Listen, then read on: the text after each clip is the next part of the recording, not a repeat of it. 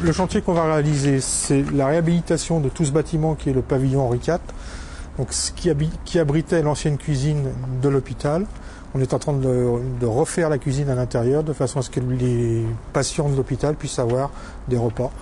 Et tout sera fabriqué sur place. C'est quand même une carte de visite parce que c'est quand même un chantier qui est assez imposant. En plus, c'est de la réhabilitation et le temps imparti pour faire ce chantier est assez court. Et puis, c'est quand même un bon client puisque c'est la PHP. Donc, c'est une référence pour nous. Donc le principe de la réhabilitation, c'est on ne garde que la structure du bâtiment, c'est-à-dire les murs existants et ainsi que les planchers et terrasses, et on refait des locaux aux normes de façon à ce que les gens puissent utiliser cette cuisine. Le travail du chargé d'affaires commence à l'étude, dès qu'il y a un dossier d'appel d'offres qui est lancé.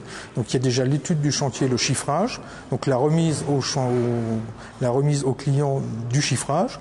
Après désignation, si l'on est retenu, là le vrai travail commence, si je puis dire, puisqu'il faut faire les études de réalisation, les études de synthèse, faire la définition du matériel et faire approuver le matériel, que ce soit la centrale, les panneaux, le tube, le câble électrique, la régulation, tout ça en accord avec le maître d'œuvre et le maître d'ouvrage. Et une fois que tout ça s'est accordé, quand on a toutes les approbations, on peut commencer l'exécution. Donc après, les réunions de chantier arrivent, on fait les réunions de chantier, donc les réunions de synthèse, et une fois que tout est approuvé et que nous pouvons travailler, que tout est en place, nous commençons donc l'exécution sur le chantier proprement dit. Pour faire mon métier, il faut savoir diriger les équipes sur le chantier, donner des conseils au niveau du bureau d'études et exprimer et faire comprendre aux gens au bureau d'études ce que vous imaginez, ce que vous voyez sur le chantier, la façon de le réaliser, de façon à ce que les plans soient le reflet de ce qui va être fait.